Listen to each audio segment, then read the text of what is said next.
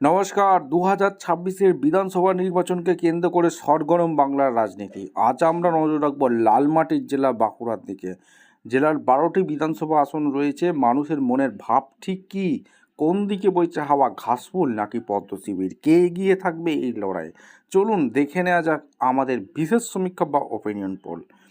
জেলার প্রেক্ষাপট, বাঁকুড়া জেলা একসময় বামেদের দুর্গ ছিল। গত লোকসভা ও বিধানসভা নির্বাচনে এখানে বিজেপি শক্তিশালী প্রভাব ফেলেছে।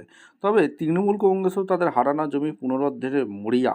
উন্নয়ন বনাম দুর্নীতির লড়াই আর আদিবাসী ভোট ব্যাংক, ওই সব কিছুর উপর ভিত্তি করে 12টি আসনের ফলাফল কোন দিকে যেতে পারে তা আমরা বিশ্লেষণ করব। সমীক্ষার ফলাফল আমাদের সামনে তুলে ধরব। বিজেপি শুভেন্দু অধিকারী সমীক্ষা অনুযায়ী বাঁকুড়ার যে আসনগুলিতে বিজেপি শক্তিশালী অবস্থান রয়েছে সেগুলো কিন্তু এক এক করে বলবো। অর্থাৎ মূলত হিন্দু ভোট গ্রামীণ খুব কাজ করতে পারে, এইখানে কিন্তু শুভেন্দু অধিকারী জয় জয়কার করতে যাচ্ছে। অন্যদিকে মমতা বন্দ্যোপাধ্যায়, অন্যদিকে রাজ্য সরকারের লক্ষ্মীর ভাণ্ডার এবং বিভিন্ন জনমুখী প্রকল্পের ওপর ভর করে তৃণমূল কংগ্রেস কামব্যাক করতে পারে এমনটি আভাস উঠে যাচ্ছে। বাম কংগ্রেস জোট, অধীর চৌধুরী জোটের অবস্থান কিছুটা উন্নতির দিকে হলেও তারা কয়টি আসন পাবে তা আপনাদের সামনে তুলে ধরবো। আইএসএফ কতটা প্রভাব ফেলতে পারে সেটাও আপনাদের সামনে তুলে ধরবো আজকের এই ভিডিওতে বিস্তারিতভাবে ব্যাখ্যা করব। তার আগে বলে রাখি, চ্যানেলে ফার্স্ট টাইম থাকলে চ্যানেলটাকে সাবস্ক্রাইব করে বেল আইকনটা টিপে রাখুন লেটেস্ট নিউ নোটিফিকেশানগুলো পাওয়ার জন্য। বাঁকুড়ার বিধানসভার সোনামুখী এই আসনটি সম্ভাব্য জয়ী বিজেপি প্রার্থী হতে চলেছে। এরপরে যেটা আসন খুব গুরুত্বপূর্ণ, বিষ্ণুপুর, এই আসনটা খুব গুরুত্বপূর্ণ, বিজেপি শক্ত ঘাঁটি বলা যায়, সম্ভাব্য জয়ী বিজেপি প্রার্থী হতে চলেছে।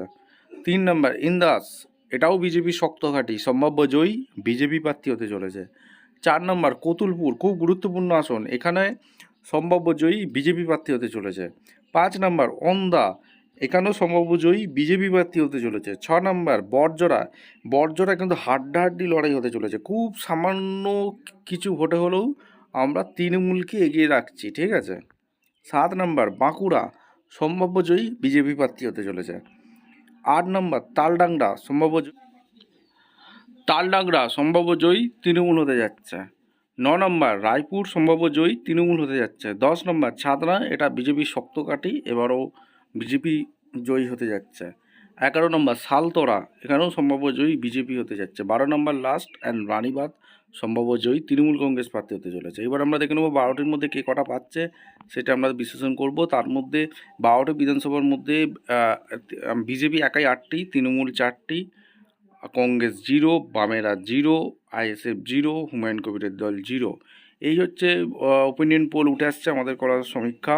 ভিডিওটা ইনফরমেটিভ মনে হলে চ্যানেলে ফার্স্ট টাইম থাকলে চ্যানেলটাকে সাবস্ক্রাইব করে বেল আইকনটা টিপে রাখুন। দেখা হচ্ছে কিনা কোনো পরবর্তী ভিডিও, এবং কে বাঁকুড়ায় কে কটা আসন পেতে পারে আপনারা অবশ্যই কমেন্ট সেকশন করে জানাতে ভুলবেন না। দেখা হচ্ছে কোনো পরবর্তী ভিডিও। ধন্যবাদ।